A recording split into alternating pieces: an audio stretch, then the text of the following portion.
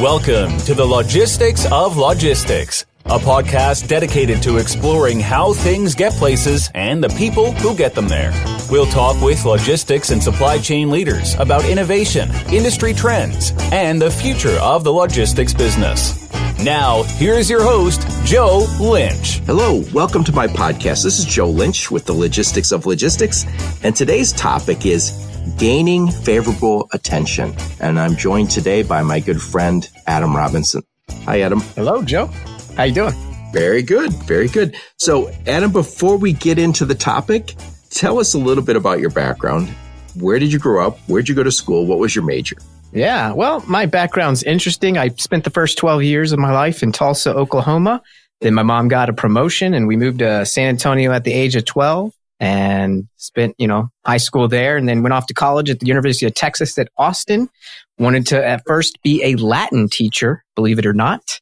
And so I majored in the classics and found out how much a Latin teacher paid and, made a different decision and decided to get into business and marketing and government. So I majored in government and in marketing. And after the University of Texas, my first big job was actually managing my parents' Smoothie Kings while I was at college. And so I had to make those profitable in order to pay for college so I wouldn't have any debt after I graduated. So very smart move by my parents. And I think that taught me more about business than any business class at UT ever could, or any marketing class. So real world experience was definitely important. But really after I graduated, my first job was a director of sales and marketing, believe it or not, with a startup. And we were able to make that company pretty successful. We digitized their entire sales and marketing process, which got me into the digital bug, and that company sold. And then I went to go work for the newspaper industry, selling their online ads and teaching their salespeople how to translate the digital terms that you hear so commonplace now, things like search engine optimization and content marketing and social media. We saw a lot of success there working for the media giant Gannett, and saw an opportunity with some investors here in the Dallas-Fort Worth area for a social media agency that we built up and eventually sold in 2012. And that's my background. And so right after that, got the bug to go out on my own. And that's where I landed in the summer of 2012 until I got into Cerasis. So I skipped a question on my list as usual. So today you are working at Ceressus. What's your role there? I'm the marketing manager, head up the marketing department here. I think everybody who listens to my podcast works in logistics or supply chain, so they probably all are on your email list. Most likely, it's pretty big at this point. Absolutely. Yeah. Yep. So Adam, that's a great background. I keep thinking to myself, Latin teacher and then newspaper. I was thinking, wow, you've been around. But well, it's all about storytelling, right? The great classics are all great stories. So here I am telling the story of a logistics company in the industry now. So full circle. Yep. Adam, I've known you, I think 10 years, and I don't think I knew you were a Longhorn. Always like that too. Yeah. Hook 'em horns. We're coming back to greatness, hopefully here soon with Tom Herman. We'll see. I hope so. It's been down for a bit. And I know what that feels like. I'm a Wolverine. And so we had our dark period. So I met Adam, I'm thinking 10 years ago. I had started the Logistics of Logistics as a blog. And I always remember, the 7 or 10 people who would read my articles would occasionally get a like. But from Adam, it would always be this note saying, this is great. This is great. I love this. And I would be like, what? Who is this? And at that time, I would look at your LinkedIn profile and go, God, who is this guy? And then I think the first time we talked was you had said, this is great. I'm going to write an article similar to this. And I thought, who is this dude? And so I think we ended up talking and we hit it off in the beginning. And Adam's always been so encouraging and so helpful in his advice to me when it comes to my blog and anything else I've done in the marketing space. So thank you for that, Adam. Yeah. Always a fan, man. You're number one fan always. Thank you so much. It's vice versa. So when and why did you join Ceressus? Well, I didn't really think about having another job. We had done a pretty good job at, selling the social media agency. And of course, naturally, I think what happens is a few clients really didn't maybe fit the new owner's, vision or model. So they were kind of, left to their own devices. And some of them were like, hey, Adam, we really loved what you've been doing. Can you kind of modify and still help us? And I did that. I took a handful of clients and just kind of was going to do my own thing. And I was just kind of sitting around summer of 2012. And a headhunter who represented Cerasis kind of came my way and said, "Hey, Adam, I think this is a really cool opportunity with a company that had, been around since 1998, never done any formal marketing, and really a blank slate." So, I really didn't want a job, but I looked into it and I thought, well, I can kind of do things my own way if I were to get the job. And I looked kind of at the digital landscape from all the other logistics service providers. And at the time, from a search engine optimization standpoint, I saw a lot of opportunity to make Ceressus stand out. And I knew that, search, no matter what age range, people were searching for answers to questions they might have or solutions for companies they're looking to hire. And so I kind of came in and presented Mr. Steve Ludvigsen in an interview, one of the co-founders here at Ceressus, with a 5-year strategy, vision, and execution plan. And I think I was the only one that he was hiring at the time who wasn't saying, let's do magazines, let's do traditional advertising. I was saying a lot of different things to make Ceressus stand out from the crowd. And he really loved that. And he, bought off on it and said, "Hey, let's get you in here and I'm going to believe in you and support you." And he's always done that along with the other owners, Steve Norrell and Robert Johnson. And because of their leadership and them supporting me fully and allowing that vision to sort of play out, that's, I think, why we've had our success here from a marketing standpoint. Adam, that had to be one of their best hires ever, one of their best decisions ever. So today's topic is gaining favorable attention. And so as an old sales guy, you've been a sales guy, I'm a sales guy. I guess you're never not a sales guy. In the olden days, when you would go to any sort of sales training, they would talk about getting on the phone and you have that 10 or 20 seconds to gain favorable attention. And you're supposed to say something a little provocative, something interesting, intriguing, something that gets them to actually talk to you, to engage with you. So that was the old days. And I kind of feel like that doesn't work. First off, usually when you make a phone call today, you're talking to voicemail or you're blocked or whatever. Yeah, hard to get the attention of a voicemail, right? Right. So we've kind of what I feel like people like you have done is you've moved favorable attention from a phone call where you got 10 or 20 seconds to do it to a whole digital world. So talk about that for a second. Yeah. And I'm not going to sit here and say that not having a tagline or being interesting or making someone think isn't important anymore. It absolutely is. But instead of the environment where, you have to disrupt someone's day with a cold call or, knocking on their door and, going door to door or something like that, today's sales process is really invisible and really starts with the marketing program. As you mentioned, I was really a sales guy first. I used to sell newspaper ads. I know what that's like. I know what it's like as a salesperson, to have to get someone to know who you are, to get on their radar. And so when they do have a need, they think of you first. Well, that doesn't necessarily need to happen only in the sales process now. So you need to make sure you look at the long term and the life cycle of what a customer's trying to do. And in the logistics and supply chain space, especially from a solution standpoint, there's a lot of opportunity within a single supply chain for a shipper to have problems. Therefore, when they have so many problems, you can create content and messaging that speaks to answering those problems. So that way, when they are on social media or they're in LinkedIn groups or they're searching for an answer, when they search that, your company comes up and answers that question. Now, it may not be a direct sales pitch to them at that moment, but if you construct your website and your blog post and your content in such a way, you can create different calls to action that either capture their email or maybe gets them to download this resource that answers that question. And they then get into your lead program that you can then hand out and nurture over time.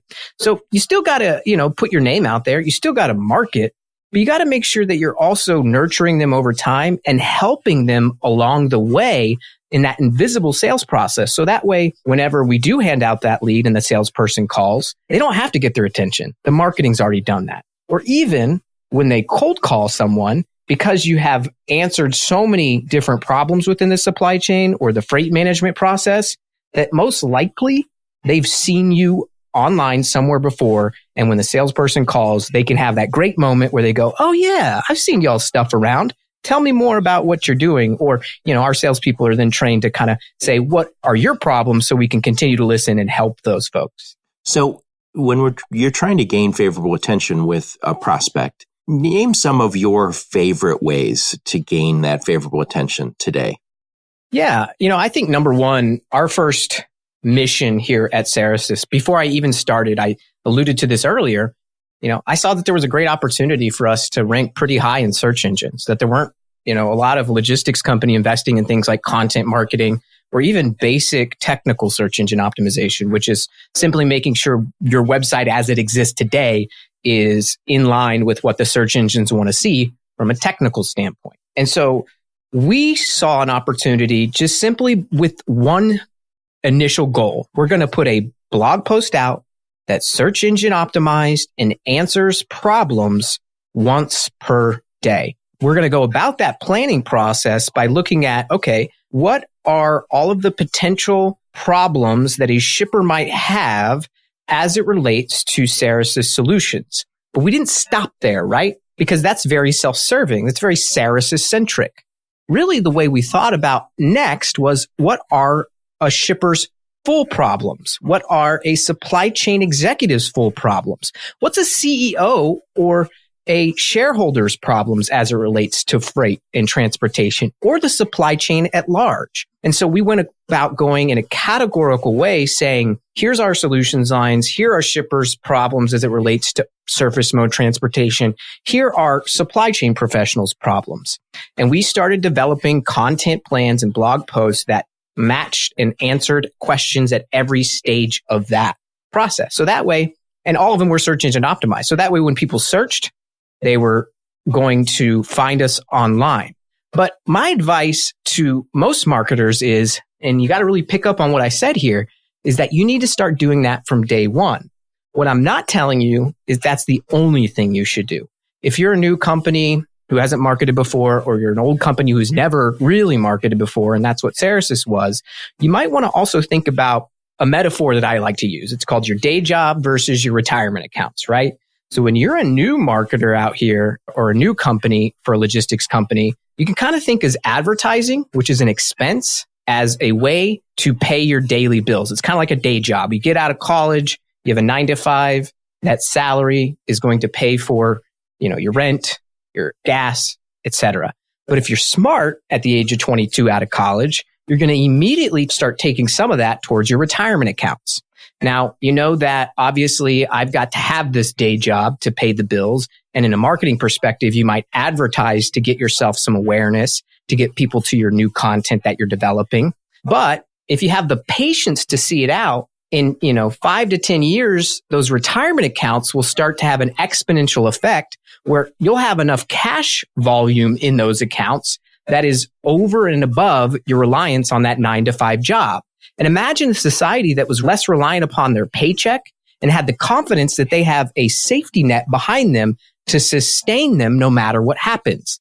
And that's exactly what happened at Cerasis, right? We started out with a lot of advertising and pay-per-click advertising and publication advertising to support our brand awareness. But at the exact same time, we started putting out content to rank in search engines.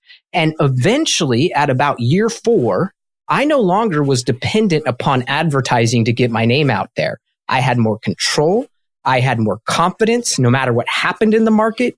Search engine algorithms don't, cause you, if you don't do anything wrong, if you do good SEO practices, they don't cause your, website traffic to wane immediately or your search rankings to wane immediately. And so as long as you keep doing that search engine optimization stuff, i.e. putting towards your retirement account, you're going to get to spend less on advertising, which your bosses are going to love. And the kinds of traffic and leads you're going to attract aren't going to be people who are looky-loos or I just want to check it out, where it's a disruption through advertising, but it's people who are searching for things you can answer and solutions that you can provide. That makes a much more relevant in-market lead. It makes you more effective at sales and your ability to close. Yeah, that's awesome. I agree with everything you said. I mean, you're the master at this. One way I've always used this analogy, you've heard me say this, I'm sure, is if you need a sale today, you have to hunt for it. But if you plan on being in the business for a while, plant some seeds, become a farmer also. And again, you're going to have to nurture those seeds. You're going to have to fertilize them. You're going to have to do some weeding. But at some point, there's a harvest. And it's kind of the same thought process you just described there, which is it's not going to happen overnight. But when it does come, it's going to be a very sustainable harvest. Yeah, absolutely. It takes patience, but that harvest is bountiful and plentiful and can sustain if you keep at it. So it's worth it. Yep. Adam, anybody who's in logistics, supply chain, transportation, warehousing has probably already seen an article from you or Steve or Norel. And I know you're going to be a little embarrassed by this, but you are probably one of the best, if not the very best marketers in this space. Could you tell us a little, without sharing anything proprietary, tell us a little bit about the success, especially your web presence and how the SEO engines view you and Cerasis? Yeah, it's really interesting. I think, it's always fun when I do get these media kits from publications and, they're trying to sell us advertising, and I kind of look at their reach and their website traffic, and oftentimes the Ceressus website on our own, we have substantially more traffic than some of these publications. Of course, there's some big giants in our industry that are billion-dollar corporations like the C.H. Robinson, who also owns FreightQuote. There's some publications out there like Freight Waves, who has really taken off. But I think if you even ask their executives, it's through a lot of, investment money, a lot of resources to make that happen and get your website out there. And so if you have a couple $1 million to spend to do that, you're going to do really well. And I think I pride myself here at Cerasis, where our advertising budget is really minimal at this point. Between advertising and trade shows and all of that, it is not more than the salary of our marketing department, which is just 2 people. So we're a really lean shop. And what I'm trying to get across here is that you don't have to have millions of dollars to break through, to get, attention and hold that attention. And so if we look at where I started 7 years ago, I was employee 40 to 45-ish, and we just hired our 120th employee. Our revenue has more than tripled in 7 years. Our number one new revenue source and, new leads all come from marketing. And when you look at a search perspective, when it comes to the market, I have an intelligence tool that tells me who of all of these websites in the industry, who has the greatest search market share when it comes to terms around less than truckload freight, which is primarily what Cerasis is good at, and transportation management systems, which is what we provide. Now, C.H. Robinson and FreightQuote take up about 65% of that, mainly because they're a public company and they naturally get mentioned more. And so they have natural, strong SEO. And they've been getting pretty good at it too. I would like to believe that I have pushed them to get better at it because of what we are. And if you look at Cerasis, who is minuscule in revenue compared to C.H. Robinson and FreightQuote, we take up about 22% of that market share. And guess what all the other websites get to fight over? About 15 to 18%. So there's really just the big gorilla, 800-pound gorilla, CH and FreightQuote, Cerasis, and then everybody else. We'll get right back to the podcast in just a moment. If you sell transportation or logistics services, the Logistics of Logistics can help you sell more. Our customized program will help you understand your sales personality, including your strengths and blind spots, get more sales leads, and improve your communication and salesmanship. We can also position you as a recognized industry expert and help you reach your target audience. To learn more, visit thelogisticsoflogistics.com. And now, back to the show. Adam, years ago, I'm thinking 4 or 5 years ago, you said to me, Joe, you're the only logistics guy I know who knows SEO. And I thought, what are you talking about? I mean, clearly you know it, but I thought, what are you talking about?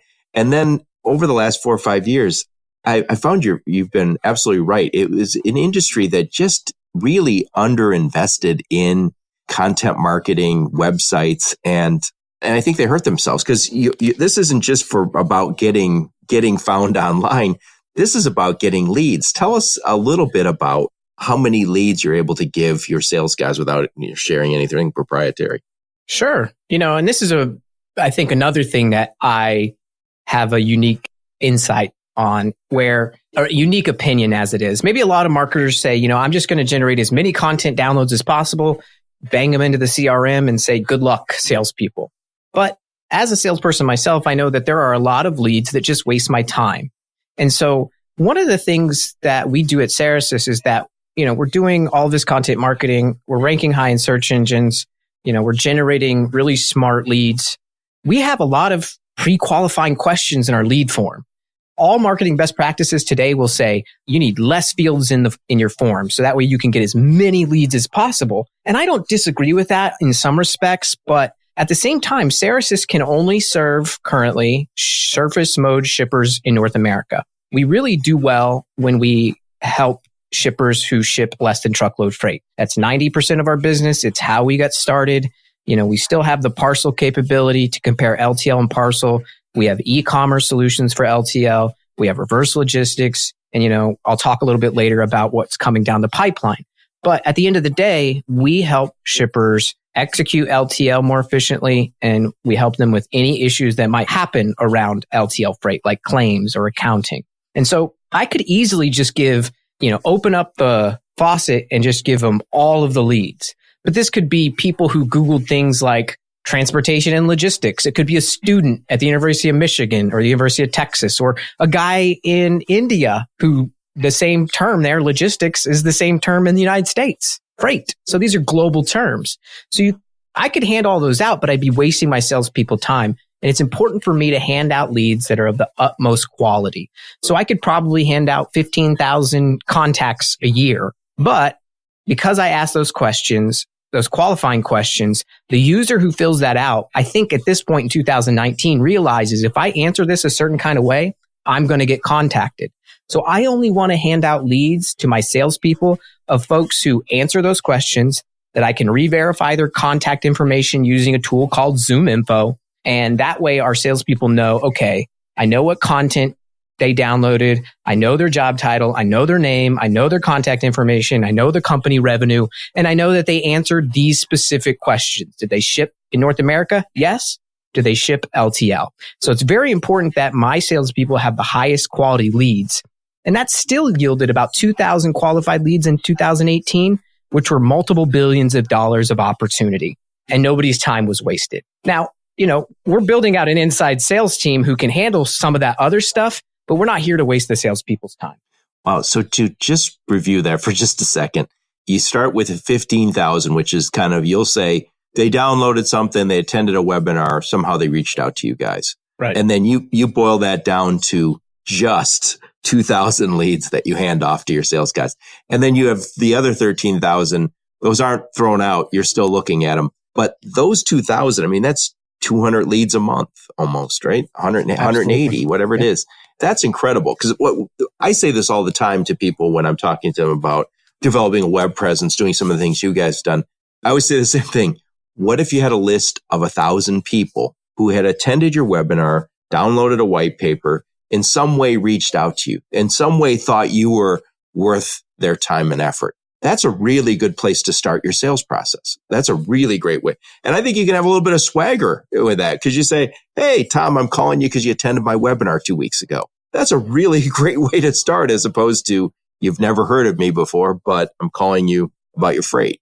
Well, and I think it even gets better, Joe, because I ask them what I'm able to capture in Salesforce from our web form to lead in Salesforce is their name, their job title, their email, their phone, all re-verified through Zoom Info. And then I also know what piece of content they downloaded. So we get an indication of maybe what they're interested in, what their problem might be. I also get where they came to us from, whether it's search engines, LinkedIn, email marketing. I also know their weekly LTL and small package shipment volume. So we can kind of get a sense of how big is the shipper and what kind of problems they might have. If they're a wholesale distributor, maybe they have more inbound shipments that they need to pay attention to. If they're a furniture manufacturer and they downloaded a white paper on final mile, that's a great conversation to have as a salesperson. It gives you a reason to make the conversation as relevant and as, aligned with what you're doing in your sales process as possible. Yeah, that's Adam. Most people who are in a sales team don't get to have any leads from marketing. I can say that pretty definitively because I talk to a lot of people. Most of them don't. And a lot of times you'll hear the sales team say something like, yeah, we have a marketing team, but they don't support us. And you guys do. You guys are the masters at it. So I want to just shift gears a little bit here for a second. So we've talked a lot about marketing and gaining favorable attention and all super important stuff if you're going to grow your business. But one of the things that we talked a little bit about offline, and I think is super important, is this idea that you guys use a lot of content marketing, which means this is not an advertisement saying click here. This isn't clickbait. This is something where you have to show some real expertise. And I think what you guys have done really well is your marketing team is very well aligned to your sales team and your operations team. Somehow, some way, you guys are able to get your operational expertise from the ops guys into your content. Talk a little bit about that alignment from marketing, sales to ops. Yeah. And I'm not here to say that it's necessarily easy, but just like anything in business, if you have a strategy and a vision and the ability to have, tasks to execute upon that vision and strategy, and you kind of state to people within the organization, here's what we're trying to achieve, then it happens, right? And so early on, I talked about how we went about content planning and the categorical approach. The way that I've built our messaging, our content, our website, it started first with interviewing every single employee in the company and getting their perspective. I'm not talking about just managers or leadership. I'm talking about frontline people who are having the real world conversations with shippers, whether it be in prospecting from a sales approach or with, one of our freight desk agents who are helping, move inbound freight with the vendors of our customers and really asking them, what are the shippers saying? And kind of understanding those real world problems. And I think naturally that kind of psychologically puts the organization, on the same page and says, look, I'm just trying to effectively tell the story of what this company handles every single day, of what shippers have to deal with every single day. And when you can lead with that value, the old adage of everybody loves to buy, but no one likes to be sold to. And if you can be there whenever somebody has a problem and you can say that in the marketing, here's how I solve, missed freight pickups. And then a salesperson has, maybe say there's a lead generated from a piece of content around that. And then a salesperson says, oh, I saw that you downloaded our white paper around inbound freight and that missed freight pickups in our initial conversation was something that you continually have issues with. That's really great. Here's our shipper blueprint of solutions to help you with that. And let's say that person signs up and becomes a Cerasis customer. Guess what? When they get to implementation, all of those notes are taken over to the implementation team. And that shipper blueprint, or what some might call a scope of work, is then, with the implementation team, who then hands that off to the customer service and, if needed, the freight desk team to actually service that customer. And so there's extreme alignment from the way we market a consultative solutions environment to the way we sell, hearing what your problems are in your total supply chain and aligning our solutions, and then capturing all of that and giving it to the operations. We're delivering on a brand promise that you're experiencing what you expected from the first moment you searched maybe solving missed freight pickups and you came upon this piece of content. Kind of like an iPhone, right? In that iPhone success, Steve Jobs came out and he says it's going to work this way. And when you went to the store and bought it and used it, it did exactly what Steve Jobs said. That's the best marketing on earth, where it's no spin. It just works. Yeah. Adam, what you said about interviewing everybody at Cerasis when you got there. So you were employee 45. So you met with 44 other people, asked them about their jobs, about what was right, what was wrong, what they wanted done differently. I'm assuming you spent a lot of time with the sales guys, understanding that they're probably not getting any leads from marketing, right? Yeah. Understanding that. And, I didn't just do that once, right? I do that every year because things change. And, one of the beautiful things is because of that alignment, as I'm out there, doing some old school market research, day in and day out, using social media to kind of get to know all of the players in the supply chain, kind of understanding what's coming down the pipeline, networking with potential partners at trade shows, or even having them on as our own podcast guests on the Freight Project podcast. I'm out there on the front lines. The salespeople are out there on the front lines, hearing the actual conversations from prospects or our current customers. Our operations are hearing that. And guess what we get the advantage of? We can take all of that market research and real world conversations of problems that we may not have solutions for and say, hey, development team, e-commerce is becoming increasingly important in the marketplace for manufacturers who need to ship e-commerce with bigger freight, not just parcel. And so we built an e-commerce solution. Oh, guess what? They need to have a reverse logistics solution just like the parcel guys do for LTL freight. So we built that. Oh, wait a minute. We now need to make sure that our vendors are easily able to log in on their own in the same system to where our customers are able to capture all their inbound. Let's build out the vendor module so that our vendors have a great experience, etc. So we're able to really listen to the marketplace and be on the same page and present solutions that aren't just things that we, come up with in a lab and say, voila, but that actually are solving real world shipper issues. That's great alignment as a company. So you at one time met with all 44 people in the company. Now that Ceressus has grown, you still speak with all those employees about what's going on? I wish I could. Now that I cannot continue to see every single person, but I try. Probably still about 50% to 60%. Well, what you've done here, you mentioned the word alignment, and I think that's fantastic. And there's a two-way conversation between operations and you. So you hear in the market, we need to start moving towards e-commerce. Ops does it. Ops tells you, hey, we've got a new solution for this. Let's get the marketing team involved. What you've done with that alignment is you've integrated marketing probably to its rightful place. Because so often, Adam, and you know this from your experience, marketing feels like a bolt-on. It's almost a fluff piece where it says, hey, we do good things, click our advertising. They don't have the budget. They don't have the alignment and maybe the support from senior management that they need to be successful. And maybe they don't have a guy like you with a vision that I'm not just trying to be nice there. I think it's a super important piece though. Well, and I think, Joe, we haven't been scared to put ourselves out there, right? Here's the deal. Everybody's going to have an opinion. Everybody's going to love or not like your content. Or they're going to say, hey, I think this is missing a comma. And maybe they're wrong and you're right. But it doesn't matter, right? You got to get yourself out there. You can't show up in search engines or, use content as a sales tool to nurture someone over time if you don't have content. And I have to tell a lot of companies out there who are maybe hesitant because they're afraid that they may not look perfect. Here's the deal. You didn't start out walking. You didn't start out talking. You fumbled until you got it. We all get better by doing. And as long as you have that vision and strategy to kind of support you while you get better at the doing, it'll catch itself up. I don't necessarily want anyone to do this, but if you look back at Talking Freight episode 1 versus the one we just published, it's night and day in quality. And that's our video side. And it took us a while, to get better at it, but it's because we didn't want to spend a lot of money towards something until we knew that we could create a voice or traction with it. And then we invested some dollars in better equipment and better editing, and we got better at it. But we weren't scared to put out sort of an imperfect video. And guess what? That silly little video that doesn't look great and maybe makes me cringe now because I know we're better than that at this point, it's still the number one video that gets the most searches and the most views. So you live with it and it's doing its job.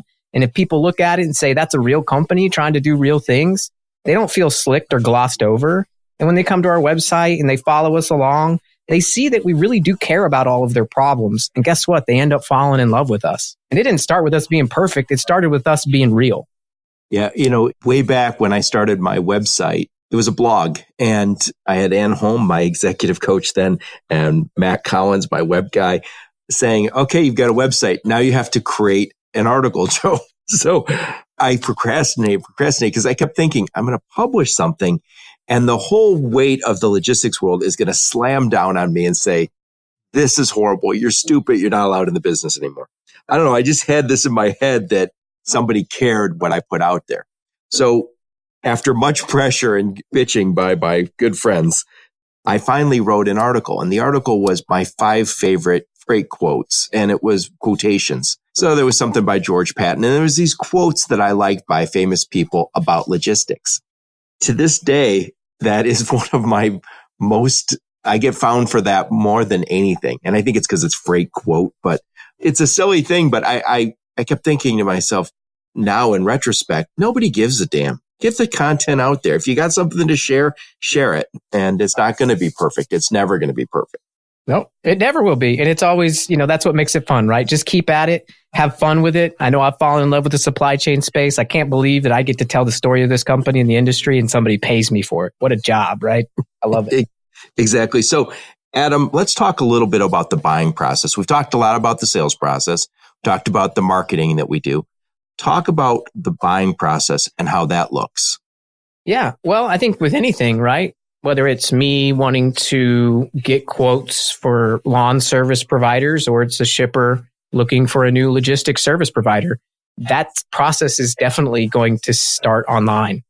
And, you're going to search for solutions, or you're in a current agreement. Maybe I have a current lawn provider. I have a current logistics service provider, and I'm just on LinkedIn or Facebook, and I come across a piece of content that's thought-provoking and it's interesting. And maybe I don't do anything then, right? But I become aware of this great content from this company. Let's say it's Cerasis, right?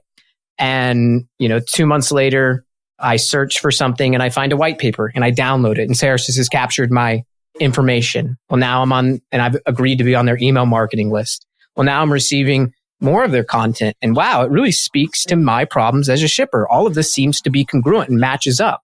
And this could be 8 months later, right? Let's say 8 months later, they download our latest LTL white paper and they, say, yes, I ship, yes, in North America, I ship LTL and I ship 50 shipments of LTL per week. Well, that gets captured in our sales force.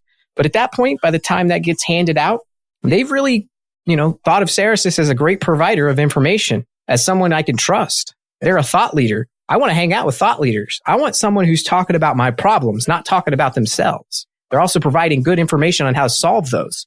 And so when that salesperson calls up, I'm pretty sure that the buying process and the way they think about Ceressus or a company is much more favorable than maybe other competitors who are just cold calling them, right? And I'm sure they're getting cold called in this environment.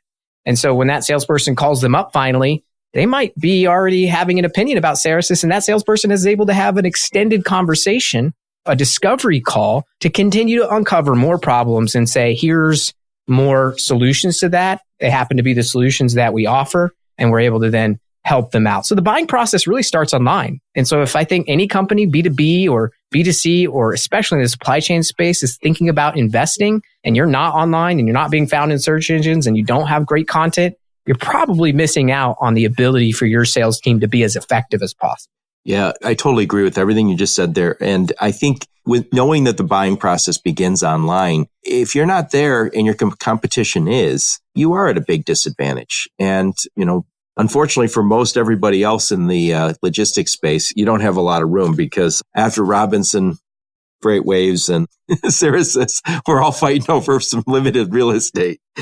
Absolutely. We'll continue to do what we do. So we welcome competitors in the space. It makes us all better, makes me stay on top of my game. I do appreciate that. So I encourage even my competitors to make sure they do invest in content marketing. It will make your sales process a lot more efficient. Yeah, I don't think we've ever really competed except for online, but you've been extremely generous with your advice for me over time. So I really do appreciate that. So what you say, it's not just voicing it, it's the truth. So Adam, this has been wonderful. I really do appreciate you taking the time to share what you know, and you know so much about this space. If you want a kind of a primer on how to make it work with the marketing online, watch what Adam's doing. So to end this call, what's new at Ceressus? Tell us a little bit about what you guys are up to these days. Yeah. As I talked about earlier, our organization is really aligned from marketing, sales, and operations, and then there's that other wing, right, of technology, our development team. And so one of the biggest moves that we've seen in the surface mode area, especially with LTL freight shippers, but also parcel shippers, is, manufacturers going straight to consumers, right into their homes. And so that means we are now working on, in this next year, a really great solution for final mile and white glove. So that way, within our transportation management system, you have those carrier options that can handle that service that you need, and all of the data is captured and it's right alongside your other freight moves, your parcel moves, any truckload. And now you have that capability to match your e-commerce freight with seamless technology to make sure that the customer who buys it from you online, maybe they're buying that couch, that big bulky couch, they have confidence that they're going to have an Amazon-like experience. And so we want to bring that Amazon-like experience of consumer experience to our customers. And that's why for the next year, we're focusing on a final mile and white glove solution, hopefully to be released by sometime the end of this year, third quarter or fourth quarter. Well, God knows the market's clamoring for it. So good luck with that. Adam, thank you so much for taking the time. I really do appreciate it. Thanks for having me. You're most welcome. And thanks everybody who's listening to this podcast. We really appreciate your support. You've been listening to the Logistics of Logistics podcast, where we engage in conversations with experts in the logistics field. If you're an expert and would like to be featured on the Logistics of Logistics podcast, please email Joe Lynch at joe@thelogisticsoflogistics.com.